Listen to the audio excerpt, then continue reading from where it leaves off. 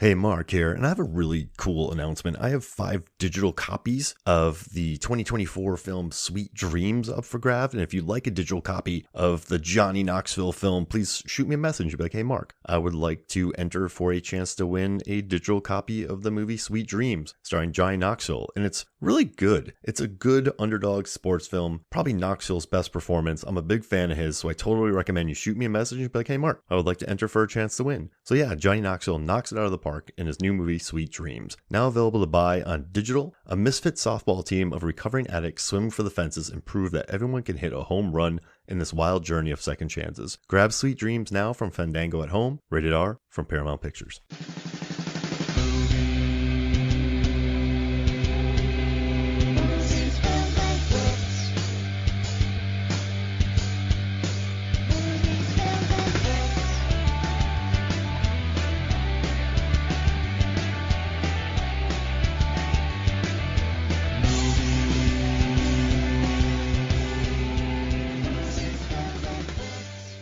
Hello and welcome to Movies, Films, and Flicks. I am Mark Hoffmeyer, and joining me is a man who always drinks 2 cups of unsweetened cinnamon light soy lattes while working on his decoupage.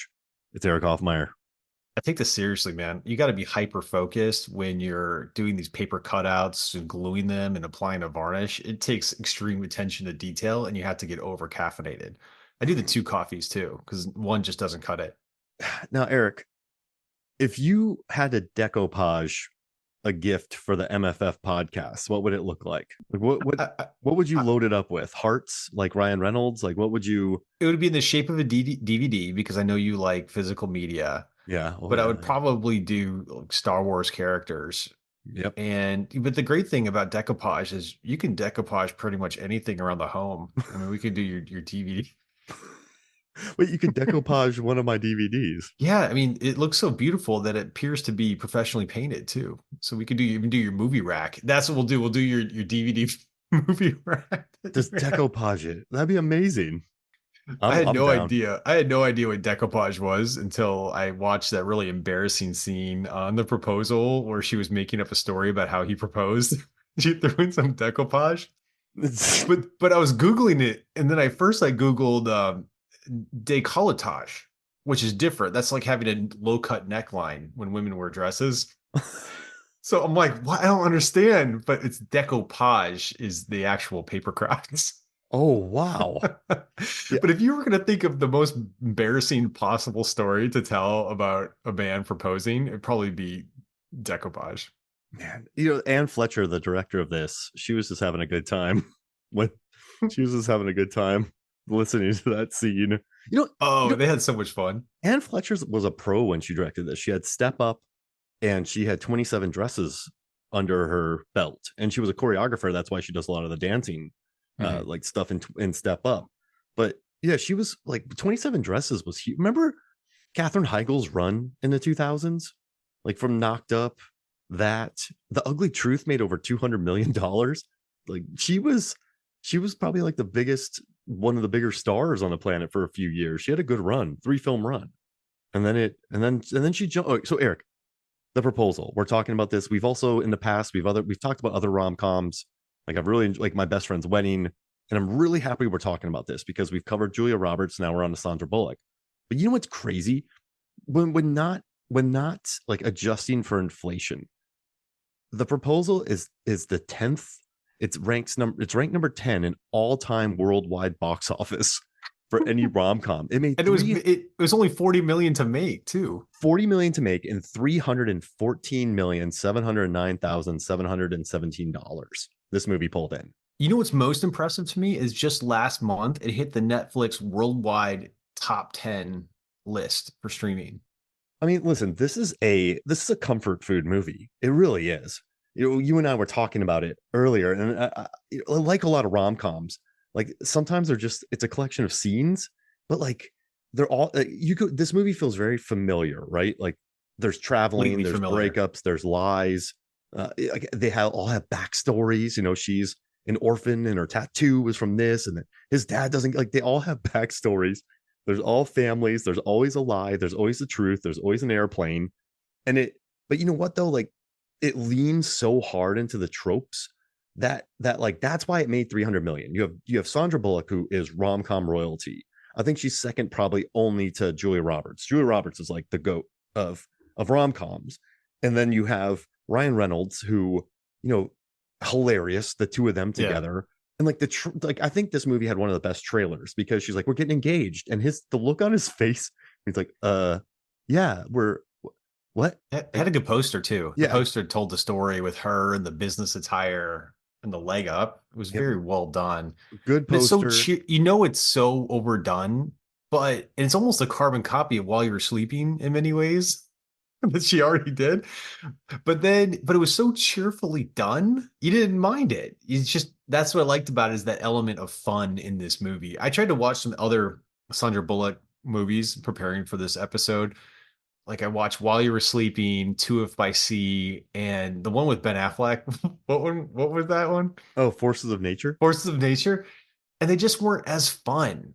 Like While You're Sleeping felt like a drama. Oh man, that's a And gnarly one. Ben Affleck was kind of comatose in Forces of Nature. There wasn't that excitement and that fun. So that's what the proposal got right. And what I loved about it is they revisited the same formula when they did The Lost City with Channing Tatum too, which was also a really fun flick as well. Oh yeah, she's, you know, I'm sorry, Sandra Bullock has had like $100 million movies in what, the 90s, 2000s, 2010s, 2020s. Like she just keeps like making bank in cinema, and it makes me so happy. But yeah, this, like, remember like the nude scene when they were walking into each other? You know, it took 3 days to film that. Yeah, because they had to rehearse it, right? Yeah, over and over and over again. There was a closed set, and they had some stickies too for some privacy, but that was a hard scene because they built up a lot of suspense with that. Like they didn't just run into each other. There's a thing with their dog in the bathroom, and Ryan Reynolds was chopping wood, and he comes in and he gets undressed, and it was really a few minutes leading up to that scene, and they nailed it. The way he fell on the ground and the awkwardness. It's one of the most memorable moments. They didn't have much time to shoot this at all. Like they sometimes had to shoot 3 scenes in one day. Like they shot the scene at the church, and then they shot the scene at I think at the grocery store when they go to get the new phone. Like they shot that in one day. Like, because $40 million, and they shot in New York and Boston. Like that doesn't go very far. So I think they didn't have much time to do this. And I don't know. Yeah, where did they shoot it? Was it at the outskirts of Massachusetts too? When Yeah, yeah, like like some of those old outskirts, cities, and like a lot of VFX to make it look like Sitka. the mountains in the background. Yeah, and I never noticed that before. Like it's good VFX to anchor this. But it's just this movie, man, like I admire it. I really do, because they weren't trying to like reinvent the wheel. They weren't trying to, Just be funny. yeah, like just be funny. And like there's some lies going on. Like they're both kind of likable. And then like everything is like very contrived. But when you watch rom-coms, that's what it is. Like it's here, let me read you some stats. I broke down the stats of 70 rom-coms, and I just want to read these to you. 81% of rom-coms feature a big lie. Like not a minor lie. 80%? Yeah, 81%. Like a major lie. So not minor lies, like, yes, that sandwich was good, but it's terrible, like big lies. Well, it gives you a lot to work with the lies too. It builds up the suspense and pressure, and little lies lead to big lies. And I can see why they do that. And then like 93% of them feature sex, 64% feature nudity. There's a breakup, or they split up for a bit, and 89% of them. So like in this one, when they split up for a while, that happens in 89% of all of these movies. And then 90% of them end with them in a relationship. There's 82% of the movies feature a character singing or dancing. That happens here. 53 of the movies took place in California or New York. So this one started in New York. And then I had 24 of the characters are writers or work for a publisher. And then the rest are like, yeah. And then he was a writer in this one. And then characters break up or editor. lose contact. 64%, like they lose contact for a long time. And then they're like movies where characters have to find their love interest by running, driving, or sprinting somewhere. That happens 58% of the time. Oh, when he came back to New York Yeah, at the end. This one hits all of the tropes, Erik, like all of them. But you know what? It there's no reason for it not to.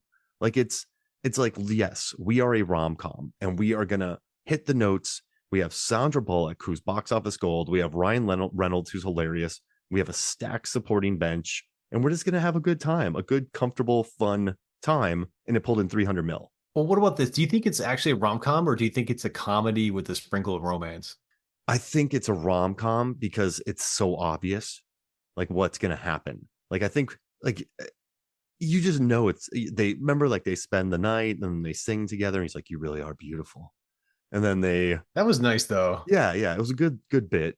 And he's like, "You're beautiful," and then she opens up to him, and then I mean, listen, if it's a rom com when the family's like, "You got to get after her," and the grandma fakes a heart attack, and then like A kooky Betty White's a good Betty White though. She yeah. was cute. And like I think it has to be like it features all the tropes of a rom-com. So yeah, I think it's definitely a rom-com, but I think it's more of like a comfy sweater rom-com and not like a Forgetting Sarah Marshall rom-com. You can watch this way more often than Forgetting Sarah Yeah. Marshall. Even though Forgetting Sarah Marshall is one of my favorite, this one, the familiarity of it and the Oh, warmth and the fun, you could watch this thing over and over again. like and like there's some rom-coms out there nowadays, man, that are really cringe. There's this one on Netflix. I forget what it's about, but it's about this group of people who work together and they lie to people to get laid. So they're basically a group of just psychopaths, and you're supposed to like them. And then like there's just some that are so cringe. Like they've become less about like having funny moments and more just about like, holy crap, this lie is going deep. And you just don't enjoy, like they may be fun, but you don't want to watch them a lot. The Proposal, there's a lie to it, but it's still like a nice cup of Yeah, cocoa. I think it's still getting big views on Netflix because it's so superior to the current rom-coms that are coming out. Yeah. I mean, why don't big stars do rom-coms anymore? Why do you think that? We don't see, I mean, I think Clooney and Roberts did one a couple years ago, but I can't really remember other ones recently where they had big names. Yeah, I mean, like J-Lo just did one, but it was more of like an action rom-com, Shotgun Wedding. There's a lot, but see, the thing is, then Oh, you're it's right. There's a new breed coming out with the action rom-com. yeah, like Lost City and that, like, It's a good point. but like also Anyone But You just hit, and that movie made 216 million, and it's basically The Proposal. Again, there's buoys and there's lies and there's weddings and like it's just The like, enemies that like end up loving each other. yeah, like Sydney Sweeney was like, I just love the rom-coms of the 2000s, and we made one. And so she leaned into every single trope imaginable, and that movie made 200 million. So They I'm also telling, promoted the hell out of that movie. They did a good job and on like that. their two stars are pretty much like white hot right now. Like Sweeney's everywhere. Glenn Powell is like a beast. He's slowly building up his name. I feel like And we've liked Glenn Powell longer than anyone. yes, we I have. feel we I feel ownership. Yes, I do. I feel ownership over Glenn Powell. But yeah, man, but like, there's a thing though. Like so these are the 10 highest grossing rom-coms without inflation, unadjusted. It's Myron You or The Mermaid, which is a What? bonkers. So it's a bonkers movie about like a mermaid wants to kill a developer because he's using sonar to kill mermaids. And then but What? it's just Is this it's a a foreign comedy. It's movie? by Stephen Chow. It's by the guy, he directed Kung Fu Hustle, and it's Okay. just a slapstick rom-com that's actually really funny. So that's number one. That made 525 million. Uh, Overseas? yeah, like domestically it made 3.2. Worldwide it made 525 million. Number two is Pretty Woman, which like man, that one's Julia Roberts. Like you watch that and she is on fire. Like she got an Oscar nomination for that. Like that's like a rarefied air. Number three is My Big Fat Greek Wedding, which It's classic. It everyone is. loved. That's like a comfort food movie. Number four is What Women Want. That's 374 million. Who was in that one again? Mel Gibson and Helen Hunt. Ah, okay. They were huge at that time Yeah. too. Oh yeah, it's gigantic. And then there's Something About Mary, which was 369 million. Then we got like Hitch, which made It's 366 good. million. Good. That Notting was a good Hill, one. 363 million. Enchanted, 340 million. And then there's The Proposal at 314. And As Good as It Gets made 314, and Runaway Bride made 310. As good as was that Helen Hunt and Yeah. Jack Nicholson? But you know what's interesting? Of all these movies, the only one to feature an actress who is older than the actor is The Proposal. All the other movies, the men, like, Gear is like 15 years on Roberts. Like Ben Stiller's older than Cameron Diaz. Hugh Grant's older than Julia Roberts, but this is the only one where the female lead is older than the male lead. I like how they didn't even. Betty White made one pointed remark when she first met her. Like she said, I think it'd be inappropriate to call you a girl. Yes. It's like Betty White throwing heat, but they didn't address the age gap. It was 12 to 13 years there. I mean, that's a sizable chunk of time. So I like how they didn't address it because, I mean, Bullock is just so drop dead gorgeous too, Mm-hmm. so you didn't really need to address it. But also, I also like how they didn't play up the age thing. They didn't play up the Canadian thing. I didn't hear one sorry or anything, and I Yeah. really appreciate that they didn't lean in any stereotypes. I did like that. It was just play it straight. And also, I mean, Bullock, she did not overact in this movie at all. I didn't. I thought she was very controlled and she was almost believable and likable. She didn't go too hard into the character. What do you think about that? No, you're absolutely. So the director during it, they said that she can be realistic, but also over the top at the same time. And I completely agree with that. Never once did you like listen, without Ryan Reynolds and Sandra Bullock, this movie falls on its face, right? You're right. Like let's say during this time it was 2009 and they cast like Jason Biggs and and Jason Biggs and Steve Zahn. yeah, so yeah, Steve Zahn and who could be it? Steve Zahn and even just Meg Ryan, who's incredible. Like that just wouldn't work, right? Mhm. Like you need these two, and like They came with chemistry. yeah, absolutely. Like and when Sandra Bullock's lifting her suitcase, she's not being over the top either. Like she's not being like you generally feel for her. Like she's in terrible shoes, Fish out this of black water in dress, yeah. Alaska. And that scene with the suitcase, that was an accident, but Mary Steenburgen was like such a pro that she just went with it. And then everyone kept going with it. Oh, when it fell in the Yeah, water, that he wasn't chucked supposed to their happen. suitcase in the But like Mary water. Steenburgen just played it. She's like, I got this. And what's crazy? The commentary is just the director going like, I have Malin Ackerman, I have Craig T. Nelson, I have Mary Steenburgen, I have Betty White, I have Oscar Nunez, I have Dennis O'Hare, I have Michael Nouri, like I have Asif Manvi, like I have the craziest bench of actors who are playing it completely straight in this movie. And so like I'm telling you, it had an embarrassment of riches. And without Sandra Bullock and Ryan Reynolds, this doesn't work. Because like Ryan Reynolds, when he's reacting to like, hey, we're getting married, he's like, what? Yeah. Uh, what? And then like the trailer moment when he got all ripped, like that brought in probably 20 mil. But I'm just like, yeah, it was carried by them. But I think the director realized that and she just let them have their hot hand, if that makes Yeah. sense. She just trusted in it. She trusted in the rom-com formula. You have two actors throwing heaters and you make 300 mil. Yeah, I agree. But Bullock was so good. So, Do you, I mean, yeah, you had I it. don't think she's that bad in the beginning. No. Oh yeah, you're right. She's not like a Devil Wears Prada. She's not a No. horrible bosses. I'm like, she's just a businesswoman. Why is everyone calling her like a witch and snacking on children and Satan's mistress? Actually, that was kind of funny when Betty White was like, "Do you prefer, your name or do you prefer Satan's mistress?" Yeah, that was That funny. was funny. Like, There's two parts where Bullock just crushed it. Like I've never seen like an actor in a rom com be this good. When she totally caves and lets her guard down when she's trying on Betty White's wedding dress, you can just see the hard exterior just crumble. mm-hmm. But my other favorite was when she first hatched the idea about marrying Ryan Reynolds. She kind of you could see the wheels turning in her head as she was formulating. So she's acting and effectively showing the audience like the realization of the idea and then the formulating of the plan. It was so good. It's funny you say wheels turning because I feel like her wheels are turning, and then when Reynolds learns about it, his wheels are turning. Yeah. It's like they alternate. What's happening? Yeah, they alternate turning of wheels between them. And like, but here's the thing though. She walks in, she fires that guy who's lazy, entitled, incompetent, and he cheats on his wife, right? So like Mhm. the guy sucks. What does so like there's scenes in this movie, right?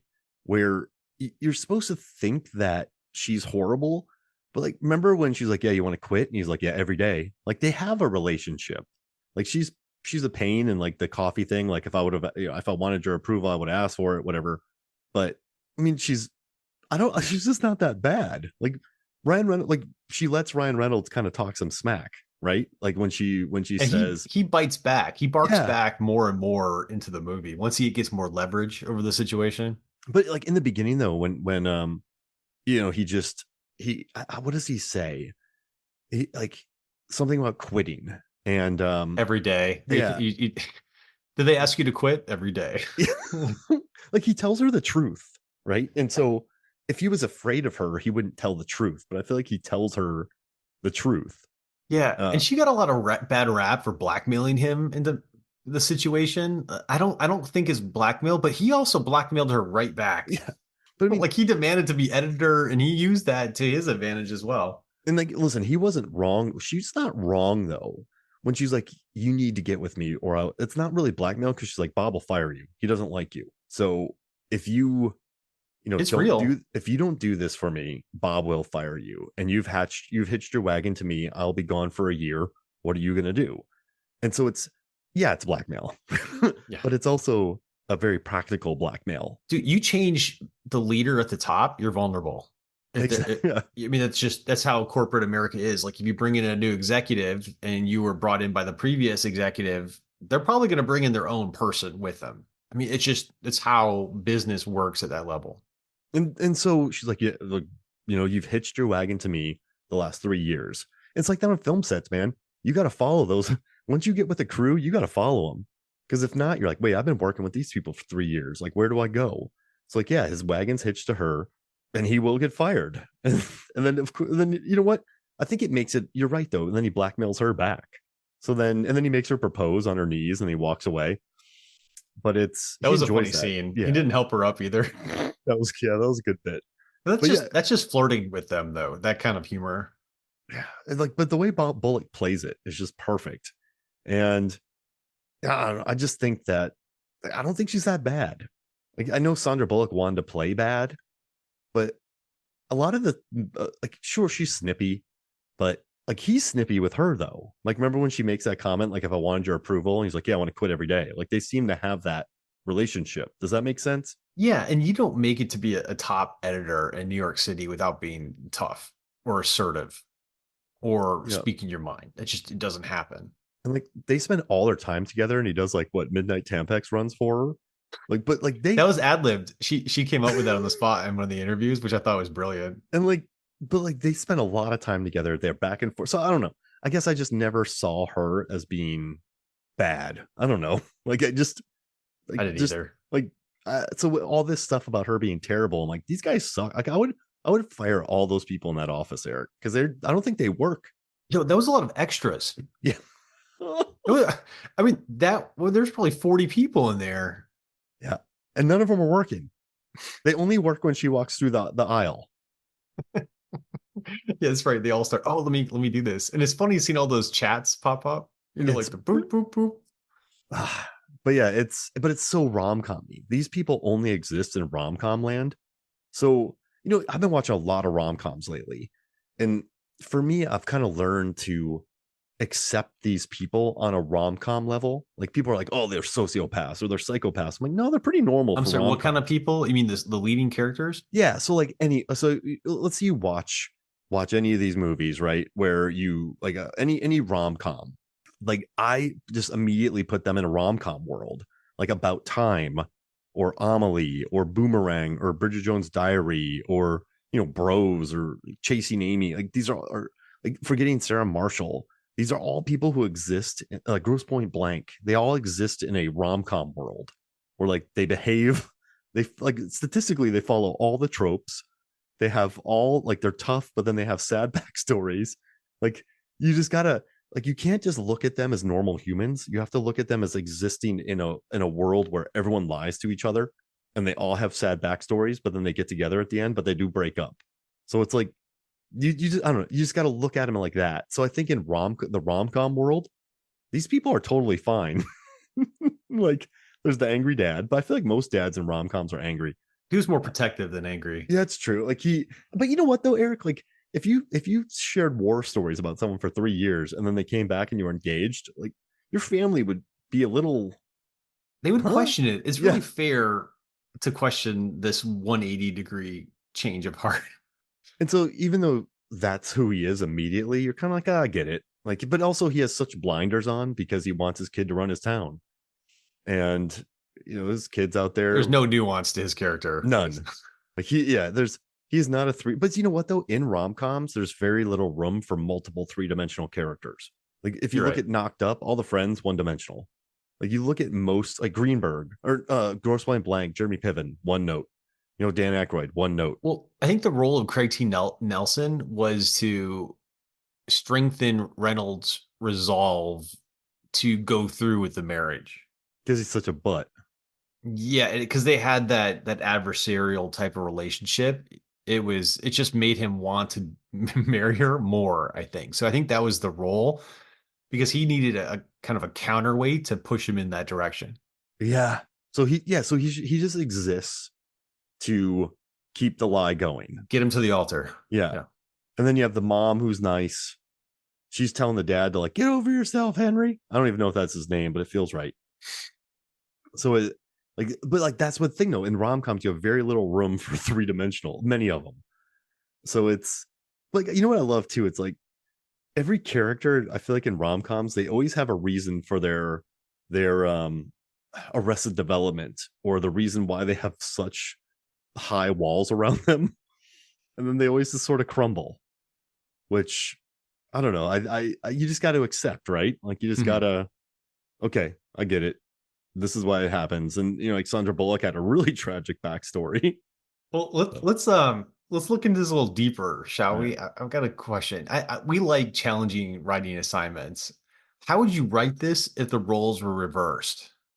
Like how would you write this if Ryan Reynolds is 12 years older and he blackmails a female subordinate into marrying him? But like how would we make this appropriate? Okay.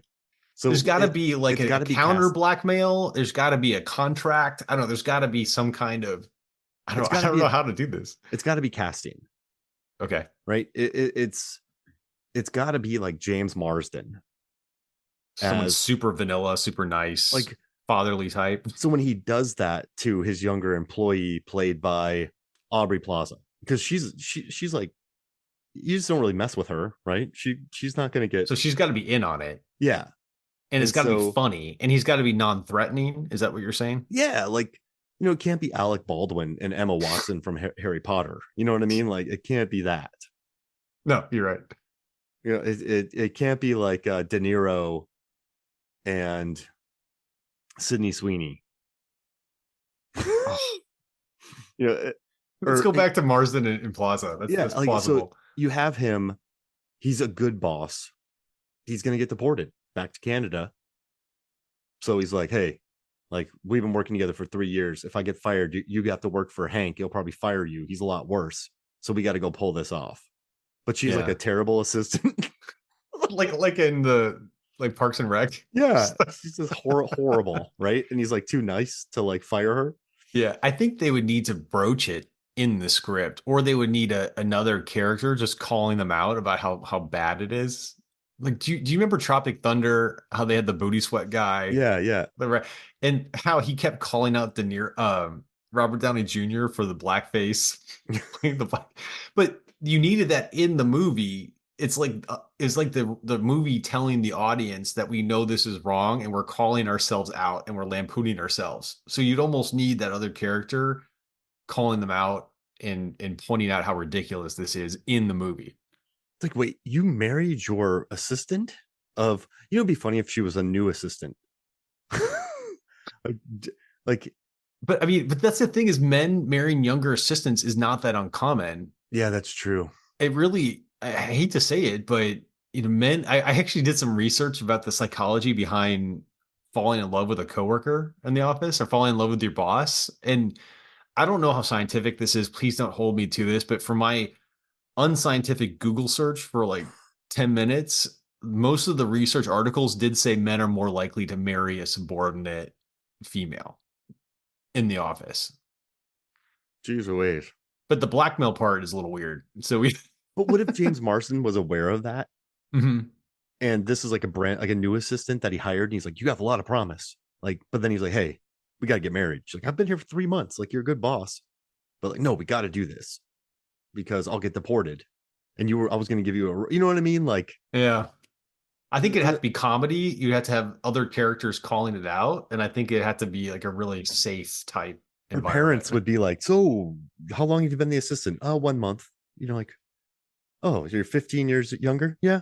But no, we love each other. Can you It's, imagine that conversation? yeah. And like, hey, so Hank, you're marrying your assistant. Yeah, yeah. You know, like, but like he's a super nice guy, and everyone like he's like, no, no, I'm like, he doesn't want people to think he's that guy. Does that make sense? But he has to like act like it. He's Yeah, dressing younger, yeah, wearing his this is what I'm doing, half-backers. Dad.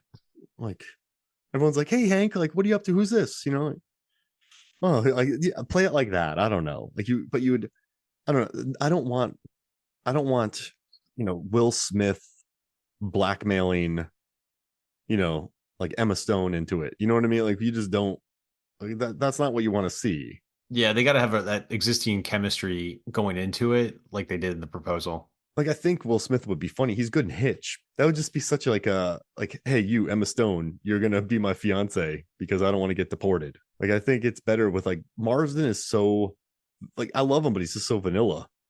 Yeah, Emma Stone. I mean, she's like top tier actor, right? Like, I'm like, she's like the best of the best. You know, she would find a way to pull that off. That yeah, she can make. character. And actually, Will. I mean, I don't know. I'm telling you, I don't want to see like Kevin James and Caitlin I hear Dever. you. You know, Yeah, like there's don't. got to be an existing I'm just connection. naming people from Hitch now, which is interesting. But yeah, like super vanilla. Yeah, you know what I love most about this movie? I think, aside from the fun, is I thought they did a great job one with music. There's music all over this thing. Every scene had It fun, tells you how to feel. cheeky. Yeah, it does. But you don't have to think. You just go along for the ride. But also, there's a lot of suspenseful moments. You know me. You know how I love suspenseful scenes when there's not something huge going on. Those little mundane moments of telling a story or this or that, of having the sense of suspense. For example, when they got put on the spot and they had to tell the story about how they met, Oh and they just gosh. dragged it on and on. The scene coming out of the shower, that was like 3 minutes when you look at the time they started building the suspense. Mm-hmm. And there's a lot of other, at the beginning when he's just rushing around to get coffee. I mean, that's just him going to work, but still, it sucked me into the movie really well. The scene with Bob, you see the guy Bob was about to blow, and you could feel it coming and feel it coming, and Don't then it, do then it it. happened. Yeah, Don't do it. they did such a great job of having suspenseful moments. And I think that's really hard to do. You got to have a director who's really confident and really on his or her game. What do you think about the suspenseful moments in the film? Well, they weren't like overly contrived. Like, so in Anyone But You, there's a scene where Glenn Powell gets like a bug in his pants and then he gets completely naked. Yeah, And that was like weird. she's Like he like just looking threw the into his stuff. butt. And like, there's no reason for that scene to exist. Well, they ripped it off the Lost City with the leeches Oh, and Channing yeah. Tatum, And it, which that was funny. That was a funny scene because all the stuff he was saying about the leeches sucking him dry and well, it makes sense that leeches would be in that river, right? So yeah. it's like that one was just meant to be like, oh, hey, we're going to get this dude naked and we're going to do like a butt joke. But like these ones are funny because they're adversarial. So she's like, yeah, we're getting married. And then Ryan Reynolds is like, no, I'm getting a promotion. So then he's a butt. And then when they're doing their engagement story, they're one upping each other like a bunch of idiots. It was And great. It was funny. right, yeah, like that comes in naturally because they're adversarial to begin with. So it's organic that they would, like, it's already a stressful situation, but they make it worse for themselves because they can't help it. So that's why I think it works organically for the story. Now, the setup is very contrived. It's like we're going to set up a moment purely to cringe, but the payoff works because those two would do that. Yeah. Anyone but you, they had the falling on the boat, which is also a ripoff of the Yeah, on proposal. the buoy, there's a buoy. But Yeah, it's the same thing as the but proposal, but but it here's was the, like, oh, you knew she was gonna fall in when they started doing the Titanic thing. Like you we just just knew it we was just got to be happening. careful with the comparisons because they all rip each other. They That's all true. feature the same tropes. So it's Yeah. like I think Sweet Sweeney was smart because she probably looked at all the major rom coms and was like, "We're just going to do that."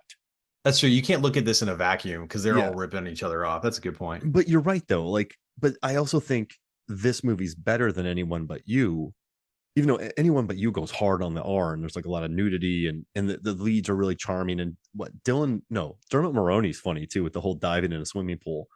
But I had a hard time with that movie because they had such cool characters. Um, what's his name? Dermot yeah, or Dermot Mulroney. Dermot? But who's the guy that was in Cocktail? The Australian Yeah, father. the dad. Yeah, yeah, yeah.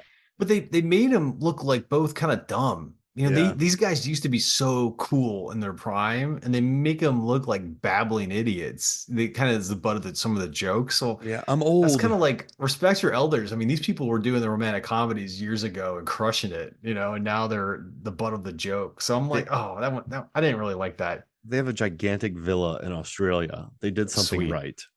Yeah. Yeah. But yeah, no, you're 100% right there. I think but that's why the proposal made like that's why the proposal's good because like that story when they're one upping each other about the decoupage and all that, like they're just being idiots because they're that's what they do. And so no, I like, but there's always problems on problems. Like he gets in the bed, but he has the morning Oh, stuff like, and then the dad comes in, and then like she falls off a buoy when she's sad, and like I think he spills the coffee, then he takes one's shirt, and then like it's just it's good at building problems on problems, but I think it's smart the way they're written because they don't feel just shoehorned in, and it makes you want to yell at the screen too. but not Like in when a horrible she's way. no, yeah, you're right. Like you see this happening, like the part where they brought in the muffins and she was being sweet and wanted to feed it to him in the morning, and then he rips the plate away from her. I'm like, dude, she's trying to be sweet. Come Yeah, on. Or little things like that where it's just you can see it and you want to yell at them at the screen. And it takes a good movie to do that because I don't yell at the screen for anything or have cringeworthy moments. so I watched a movie called I Want You Back. Have you seen that one? It's Isn't that a Backstreet Boy song? no, it's with Jenny, but it's with Jenny Slate, Charlie Day. Their significant others break up with them, so then they make a plan. They meet randomly, then they start becoming friends, and then they make a plan to break up each other's significant others' relationship. So they go undercover and attempt to like break up their relationships, and like Charlie Day gets stuck in a thing while this couple hooks up. And then Jenny Slate's idea to break up Gina Rodriguez and Manny Jacinto to have a threesome with them. It's like the most uncomfortable scene ever. And it doesn't work like that. But like, it's the most cringe heavy movie. I had to like not look at the screen a few times. And I think the reason the proposal is so popular is you want to yell at the screen, but you're not covering your eyes and it's just mortification. It's Yeah, more fun cringe. I can't watch the scene with Betty White around the dancing around the campfire Yeah, there's because no of point to it. the ridiculous nature. I see why it's in there because it's Betty White being kooky. I think it's on brand with the movie having these kind of weird collection of scenes and moments where she has to bond with the family somehow. So I can't watch that. I gotta fast forward through that scene. Yeah, because you know what, you can though, because it doesn't do anything for the movie. So it's Doesn't. Yeah, yeah. that's a pretty rando. Did you ever read my rom-com poster thing that I did for Rotten Tomatoes back in 2021? I did, but you're gonna have to remind me on the stats. So I analyzed rom-com posters, and I just want to like get the rankings out there because there's only 9 types of them. So there's posters with one character standing in front of the other. Those aren't good. Like most of the time those have a 40% average. Is there one where the one partner is like crossing the arms and looking at the other Yeah, one? it's really, and Weird. then there's posters with characters back to back leaning on each other or being picked up. That's 40.1%. That's like an Then Ashton Kutcher poster, right? yeah, oh, it's bad. And then there's posters with characters not looking directly at each other. So it's like they're just not looking at each other. But both of them are not looking at each other. I'm going to jump ahead and then I'm going to go to the top 3. So the top 3 are posters with 2 characters sitting. So if there's a rom-com with the characters sitting, that's 62%. And then if you have posters with 2 characters looking at each other, that's 60.3. So you have like Crazy Rich Asians, When Harry Met Sally, Tin Cup. That's huge. But the rom-coms with the highest score, which is a 71.8, is posters with only 1 character on the poster, which makes me laugh. So the best rom-coms only feature 1 person on the poster. Because they went with the star, Yeah. Like Cher, Julia Roberts. yeah, like what Aubrey Tattoo, or like Julia Roberts or Will Smith is Hitch. Why did the proposals poster work? Because it tells the story, you think? I mean, yeah, I mean, like there's good negative space. Ryan Reynolds, like it establishes the power dynamics immediately. So it's Mm. like she's the boss, he's backed up, and then they're both kind of looking at the camera like, oh, look what's going. You know what I mean? Like he looks scared, she's smiling.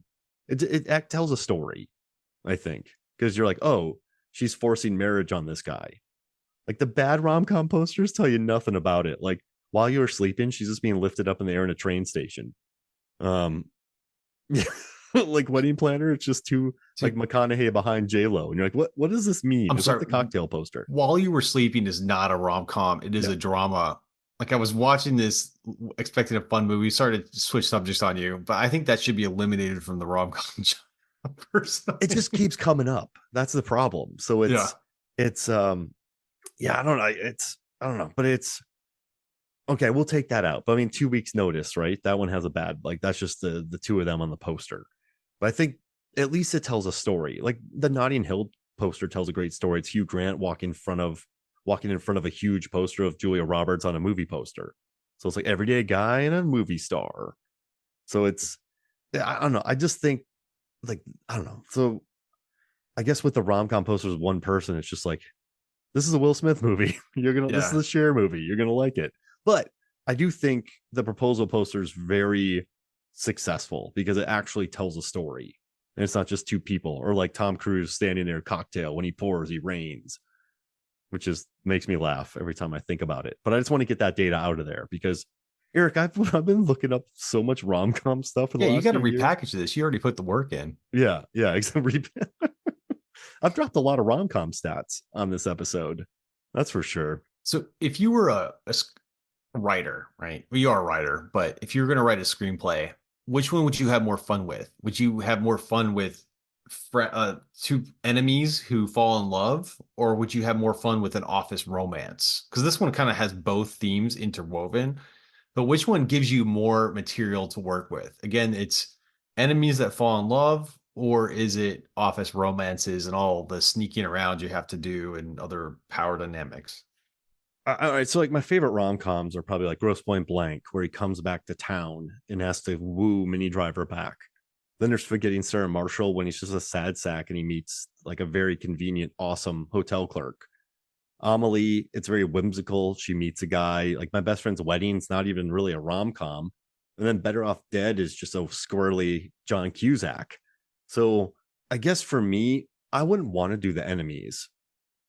I don't know that I like, when Harry Met Sally, they're kind of enemies. They don't like each other, but then they become friends and then they become a couple and they're never they never hate each other, right? They're just kind of annoyed by each Was other. that the one where the small bookstore owner and then the Oh, chain of that's You've books? Got Mail. Oh man, Okay. I could never do that. Dude, All right. When Harry Met Sally is probably the consensus number one rom-com ever made. Mhm. It's incredible. Oh, all right, so I have to do Why a was that work. one good? Was it the dialogue or was Oh it man, the well, yes, iconic nominated for an moments? Oscar. Nora Ephron wrote it. She worked closely with Rob Reiner, and just it's just these two people. And it's interesting. There's no major lies in it. There's not a ton of nudity or sex. It's just smart people sort of existing. They're not caricatures, right? Like they're not overcoming anything massive. They're very upfront who they are. It's just the two of them. It's interesting too. Like the director and writer don't even think that they should have gotten together, but for box office reasons, they did. And when inflated for inflation, it made 244 million domestically, Mhm. so it's huge. But I think it's just two mature people. Also, the camera work is brilliant in it because it creates really interesting space between them, and also the fashion The in it. restaurant scene? Yeah, and then the fashion in it is gorgeous. Like when Meg Ryan wore those. Yeah, I mean that's like in the AFI 100 funny lines ever. And like everything Meg Ryan wore in that movie, it like sold out when the movie came out. And it's just none of them. There's no major lies. There's like Harry acts like a total butthole at one point, but they get over it. There's good supporting characters. No one ever talks about work in it. It's just like these characters existing, and it's just really good. It's like it's like it's just good. It's really really good. Uh, yeah, I think it's really hard to recreate that, and I think people have tried, but it's really hard to touch. Again, I think between filmmaking, Rob Reiner was on heaters, man. He was doing like Princess Bride, and like Mhm. that guy wasn't missing for a long time. So yeah, that's why I think it's probably the best. Well, and also like Meg Ryan is incredible in it, and like Billy Crystal's hilarious. Mhm. So yeah, that's why I think it's number one. And it's not dirty. Like it's rated R just for like an F bomb in there. But there's like, Yeah, anyone today it but would be a PG-13. it would be. And it's yeah, it's just good. Like I love it. So speaking of the rom-coms that you'd love, let's do the Desert Island game. Yeah. Oh, can I make one quick point? Like Yeah. Sandra Bullock and Ryan Reynolds were like, they understood the assignment here. But I do think that Sandra Bullock like was throwing 100-mile fastballs in this movie. Like she was, What Reynolds do you is mean? good. What do you Like mean she by well, fastballs? like she's just throwing heaters. Like she brought it. Like this was she understood the assignment, played it perfectly, and just she was just great in this role. And I think the movies that make a lot of money, I mean, look at if you watch Pretty Woman again, like Julia Roberts explodes off the screen. And I think Sandra Bullock does that here too. So a lot of the movies that have grossed a lot of money, you feel that kind of explosion off the screen. Mhm. Like, watching It's Notting alive. Hill, like yeah, when you watch Notting Hill, like Hugh Grant and Julia Roberts are like just you're like it's they're mind-blowingly good. Like Jerry Maguire, Renee Zellweger, and Tom Cruise are just incredible. Bridget Mhm. Jones' Diary is like Renee Zellweger and Hugh Grant are incredible in it. So I think, even Hitch was probably Will Smith at his most charming. Um, so I Yeah, think, I like Will Smith as the charming coach, the cool yeah, coach to help him, but he's learning a little bit about himself too. yeah, and it's, but like all these movies that make a ton of bank, it's just like I, I know this is very obvious, but like Sandra Bullock was nominated for a Golden Globe for this. Julia Roberts was nominated for an Hmm. Oscar for that. Like Notting Hill, they were nominated for Golden Globes. Jerry Maguire, they were nominated for Oscars. Bridget Jones' Diary nominated for Oscars. So I think it's obvious to say, but I think the best rom coms are the ones where like one of the actors just explodes off the screen, and I think that happens here in The Proposal, which is a credit to the director because she understood she Yeah, understood. it's like it's clean. You understand what you're doing, but it was still a multifaceted role where you have to be tough, funny, and sensitive all at the same time. And she has an arc and she has a reason why the walls are up, and it's just it's and like they said Ryan Reynolds was great at reacting, so I feel like Sandra Bullock, anything she threw at him, he was great at reacting to it. It's like they were playing tennis the whole time. Yeah, and It's it's like they're better than the two 2 weeks notice equally, tennis. yeah, they're two equally suited tennis players who can, one wins one point, the other one wins the other, and they make each other better, and it's this back and forth fun game. And also rom-coms work better. So like I think one major problem of a lot of rom-coms are when the two actors are like really both funny out there crazy people. I think it works better when you have a super serious Richard Gere and a Julia Roberts, when you have a uptight Julia Sandra Bullock and then Ryan Reynolds making jokes. Like you need to have opposites. And I think those are the ones that make good bank. Like they need to be different people. They can't just be jokesters, if that makes sense. No, I hear you. I hear you. So let's play the Desert Island game. I want Yeah, to hear this. let's do it. I kind of I jumped the shark, not jumped the shark. I jumped ahead and mentioned mine. So I'd love to hear your 5 desert island movies. Okay. In no particular order, forgetting Sarah Marshall, Yeah. just for the pure sake of enjoying the movie, how smart, how funny.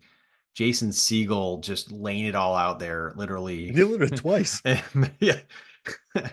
Just everything about it was fun and funny, and you laugh hard, and you love Mila Kunis. I mean, Kunis, she was so cool. Mm-hmm. She was one of the coolest characters in a rom-com that I've ever seen. Then you had the edge to it too. Yeah, I mean, there's you had a lot of edge, a lot of humor, and it was a fun story. and listen, like Paul Rudd is hilarious. Like Russell You're right. Brand was never better. Like Russell Brand, he built like 20 years of acting off of one movie. Mhm. Like But you had the the side characters were funny too. I yeah, mean, you had Kristen the Wiig, and bartender. I think we talked about my favorite bartender. What's the guy there? he's great. And like just Jack McBrayer being weird, and Oh yeah. uh, and it follows like it's interesting. Like she follows him to New York, and um, yeah, no, I'm with you. So second one, just for the sake of being fun, is How to Lose a Guy in 10 Days. Man, It was the fun factor. Yeah. It's my favorite McConaughey rom-com by Are they both far. writers in that movie? He was an advertising executive, which I guess you do a lot of messaging and writing, Yeah. and He she was was a a writer. writer. And they both meet each other and they both have plans. I guess in forgetting Sarah Marshall, he was a music writer, He's actually a composer, Yeah. Yeah. writing a different language. But I like that because it was just pure fun. It was just good movie. Well, it gave them both of them excuses to act like idiots too. Like she's showing up to the house, trying to lay everything out and pretending like she doesn't eat meat. He's taking it all because he said he could do it. So it's just funny. Like it gives them both excuse to be silly, if Yeah, that and makes it's a sense. lot of work with when you have both sides trying to manipulate each other too. Yeah, it's a double lie. And I mean, the fashion's iconic. I mean, that dress. Megan was telling me that after that movie came out, like everyone was wearing that dress for homecoming and proms. Like you read about her dress in that movie, like it's iconic. The yellow dress. So it's a good We're pick. learning a lot about fashion from rom-com episodes, Harry Met Sally. No, dude, like Julia Roberts, that brown polka dot dress that's still being worn today. Really? Yeah, like you also know when a rom com is good when the fashion explodes, and we've mentioned 3 where the fashion has exploded. Got it. I think my third would be Crazy Rich Asians. Yeah, it's a good movie. Funny, funny, Good, yeah. great supporting cast.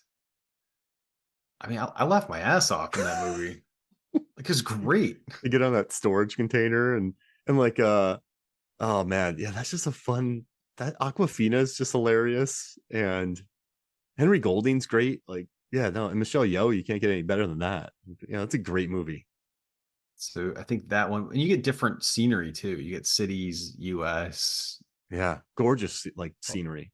beach. Yeah, you get all over the place. I want to sit on that beach that Henry Golding was on, or like that little platform.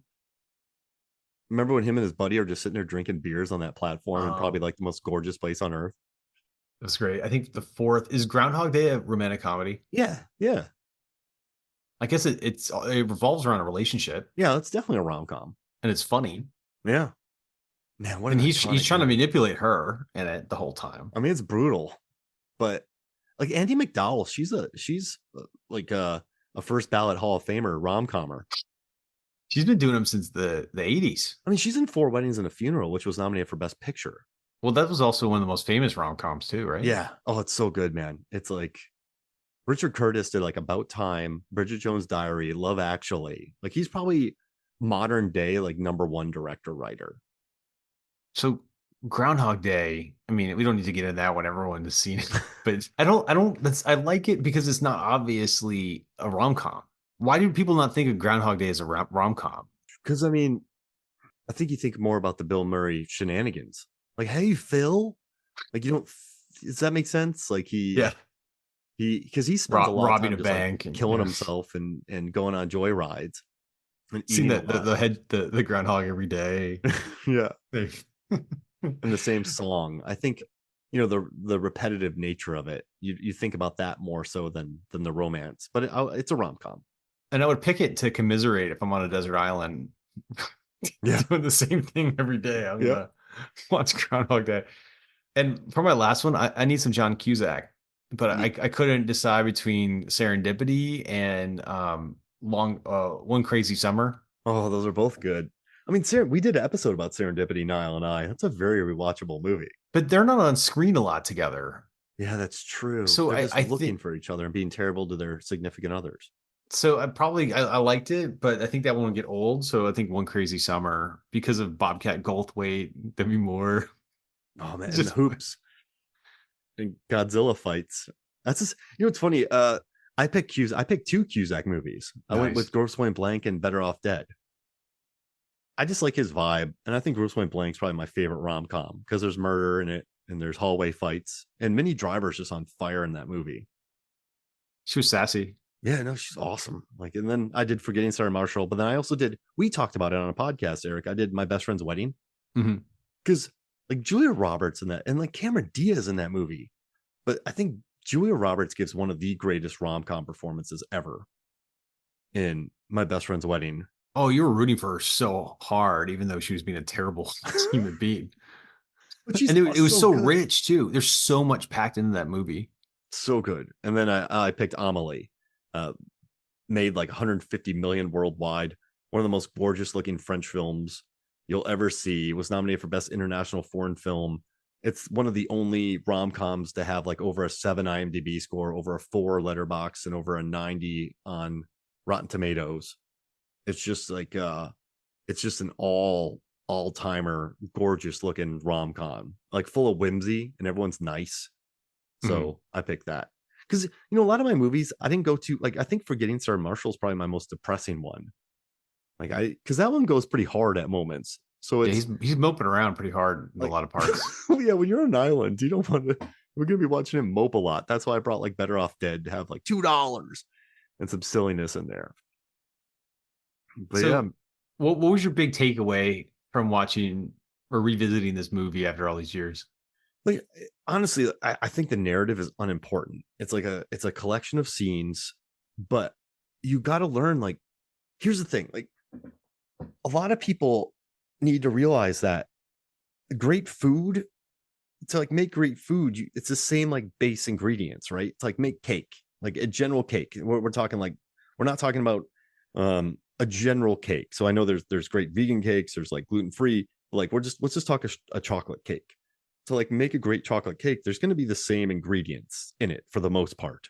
Like 90% of them are the same ingredients.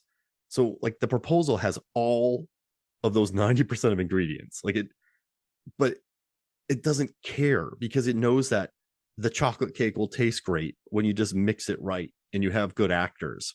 And and it made 300 million because of that.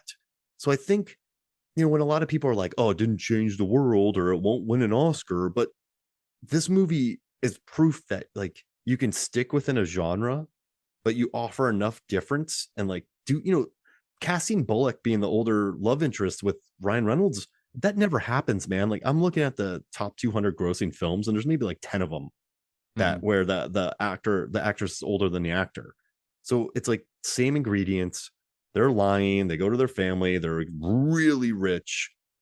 There's some lies going on. There's an airplane. Like they run to each other. There's the big speech. There's the ex girlfriend. But they did it well, and it made a ton of money. So I guess what for me it's like, just respect the genre, and I think they respected the genre, and that's why it made so much money. Does that, you know what I mean? Like Yeah. just like I don't know, like yeah. I watch a lot of soccer games. I know it's going to be played, but I appreciate a good one. Like I watched UFC 300 the other night. Everyone gets locked in a cage and they fight in the octagon. They fight each other, but this was one of the greatest cards of all time. But people are still doing the same things. Like you could watch 300 of them, and there's going to be better ones, there's going to be worse ones, but they all feature the same cards, different fighters, like the same formula. And so it's just the same with anything. So Yeah. I appreciate the proposal because of that. What Roger about you? Ebert compared it to a train. It's like you see the train coming, you know what the train is carrying, you know it's coming right at you, but you don't duck away because it's so cheerfully done. You don't mind getting hit by it. That was his analogy. And he gave it 3 stars. That's good for Ebert for a movie like this. Yeah, I mean, it only had what 40%, 45% critic score on Yeah, Rotten Tomatoes, which was that's what surprising. that's what blows my mind. Like it's really, I don't want to talk about. I don't want to get into It's it. cool. I've read so many reviews, Eric, and like I don't know what critics are on sometimes. It's like they follow this trend or they're just lazy, or I don't know how you watch this movie and just be like, this sucks. You're like, no, you looking at it as a rom com, of a very specific kind of rom com. It's a very good type of rom com. Yeah, it's like they lost the joy of the experience. I guess that's probably the Yeah, best way I could describe it. So what do you think are what's the future of rom-coms? Are they doomed to streaming services and churn them out like Miles Teller did like 4 or 5 of them within a couple of years? But do you see them lingering on streaming services like these new ones coming out for low budget, or do you see someday maybe the stars returning back to this formula? well, what's kind of crazy is, like China has a huge rom com market. South Korea has a huge rom com market. India, there's a lot of romantic fantasy comedies, musicals. I think that Anyone But You did 216 million. The one with Mhm. Julia Roberts did 168 million.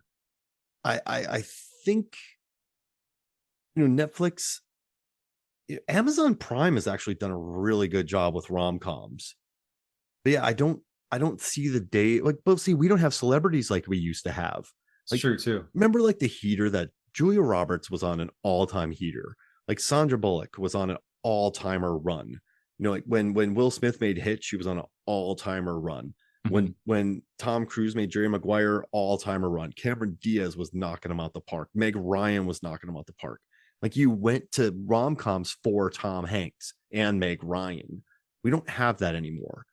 So, you know, I think the best hope for rom-coms is like more Anyone But You's. Now, I don't think it was that great of a movie, but it featured all the tropes, leaned into them, they respected them, Likable characters. likable characters, and so I think that's where it's going to be.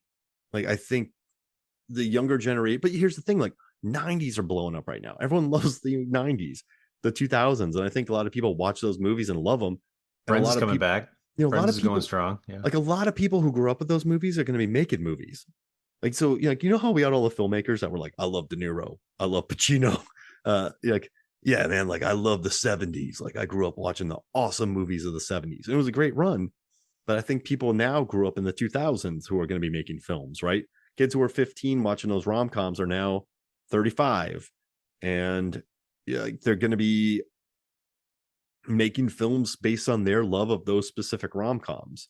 So and also, but you know, there are some good Christmas rom-coms. There's some good Netflix like Set It Up. Mhm. That's really good. That was Always Glenn Be My Powell too, Maybe. right? What's up? Yeah, Netflix. Oh yeah, Glenn Powell too. Yeah, Zoe Deutsch. So I think it's still a strong market, but I don't think we have the names anymore to like lead it to like a $500 million opening. Yeah. To close out this episode, who would you cast in your rom com of choosing? You could Okay. pick main characters plus supporting. Okay, so who would I cast? So all right, so I'm gonna take out Sydney Sweeney and Glenn Powell. um Let me look at the 2023 box office. Let me pull up the numbers for this top grossing movies. I mean, if you want to go big, you got to get someone like Zendaya or something. Yeah, yeah, and like a classic. Okay, Zendaya. I mean, if you want to go big Okay, numbers. then I'll put Zoe Saldana in it too because she's in like Avatar and Guardians and Avengers, and all she does is make money. So I'll put her in there. I'll put Zendaya in there, and Mhm. then let's see, man, Gosling's probably too old because he's going to be in the Fall Guy. That's going to do really well. Man, who's big right now? Who's someone in their 20s that's just In Timothy 20s. Chalamet. Yeah, oh, you're right. Or Spider-Man, Uh, Tom. Tom Holland. Yeah, put them in it, but make it like You Got Mail with Zendaya and Tom Holland. Whoa. And they're already dating, right? Yeah. Like, just do that. That would That's make the movie. money. It would make a lot of money. Yeah, right? Like, but make it good. Like, respect it. And then people will come. They go from Dune to a rom. But dude, like, just look at Barbie, man. Like, people wanted to go see Yeah. this PG-13 movie. Like, people want that. Well, Margot Robbie, if you want to go big on a rom com. Yeah, man. So if I had Margot Robbie and Ryan Gosling in a Sleepless in Seattle remake or something, because Margot Robbie loves rom-coms, put them in it. Done. Okay. It's proven duo. They've got chemistry. They've worked together. Just make it. Back in the day, you had like the old school like screwball comedies because they were so. There was a lot of Hays Code, so they had to use like the Hays Code prevented pretty much anything: flirting, sex, sleeping in the same bed, showing toilets. So they had to like come up with a really snappy dialogue and like Cary Grant just like dropping lines on people. It's like make an old school cool one with them where they're just two very smart reporters against each other with great dialogue, and then they have to go on an assignment or some crap, and then they fall in love. It's like every Hallmark movie, but it would make bank. And it's smart. You got Yeah. smart people, interesting subject matter. All right. Who would you want Well to done. see? I don't know. I don't know. You're way better at this than me. You know, more actors. I will say Jennifer Lawrence, she'd be strong. She was just not no hard feelings, and she did not give two F's in that movie. So I don't know if She was that's a so rom. good. She had fun. That's another example of having fun in a movie. Yeah, like, that movie made a lot of money because, like, I know it had that one scene that everyone talks about, but I also think she's just really good in it, and she's funny. Like, there's that Laird scene. She's like, "Yeah, what's your name, Laird? Oh, like the lasagna. No, no, like Laird. Like, just the most random dialogue ever." Yeah, and she's like Bullock in the sense that she's okay being like, Bullock in the high heels in Alaska, stumbling around. Yeah, Like they're not afraid to be self-deprecating, which is you need that in a rom-com. she was such an idiot, no hard feelings, but she's perfect in it. Such a Man, dumbass. yeah, I know, right? But she's great though. Like, it's like the Laird bit is one of the funniest things I've heard in a long time. So, like, also there's another really good rom com called Rye Lane that came out last year. What That is got it all called? it's called Rye Lane and it's on Hulu. And it's a really wonderful rom com, well written, the two likable leads. That one did really well. So it's the rom com genre is alive, man. It's just we don't have, I just don't. But I mean, I'm pretty sure Jennifer Lawrence carried this movie to 83 million. So that's a pretty big box office. She was the For only recognizable star in it, right? I mean, Yeah, I remember some other people in the movie, but she was the big name. yeah, that was it. Like, it had Matthew Broderick, but he was a side character. So I mean, Right. it was $45 million to make. It made 83. It was number one on Netflix. Like, it made a ton of money. It's going to live on Netflix for a while too because it's Yeah, easy to watch. it's funny. This was good, man. Thank you. I know we got deep, and I was talking about like Sandra Bullock's in the workforce and everything, but Oh, I know we were talking about dynamics and research and like the psychology between falling in love with someone at work. I mean, it's some pretty deep stuff for a rom-com. you know what though? You know, I've learned when you talk about movies, the best movies to talk about are not the ones that are just like it's good. Like, have you ever talked about a movie and you're just, yeah, like, what'd you think about that movie? It was good. Oh, Well, if I remember it, I like it. yeah. Like, That's there's where just I'm at. I've had trouble on the podcast sometimes because we talk about movies and I'm like, yeah, it's good. Like, I don't really have much to say. So, like, this one, what the worst is to talk about? Like, movies that made a decent amount of money and are generally liked, like they have 70% scores. It's like the critics didn't hate it, audiences like it, and it made money. So you can't just be like, yeah, it should have been more popular. Well, it made good money. Or like this one's rotten, but it made 300 million. Like, that makes for an interesting conversation. So it's hard. The hardest movies to talk about are the ones that are just generally pretty liked. Yeah, did it make money? Yeah, yeah. But like, it's not like a universal classic, but everyone's like just bonded together and went, yeah, it's pretty good. Those are hard to talk about. Yeah, But I enjoyed this one. Thanks for revisiting this classic with me. yeah, man. And I kind of want to talk Forgetting Sarah Marshall with you sometime too, because I think that could be interesting. Well, no, but I don't know. We'll talk. We'll talk. But All right. Erik, man, thank you for joining me. All right, man. That was a blast. See ya. All right. So for me, Mark Hoffmeyer, for Erik Hoffmeyer, this is Movies and Flicks. We'll see you next week.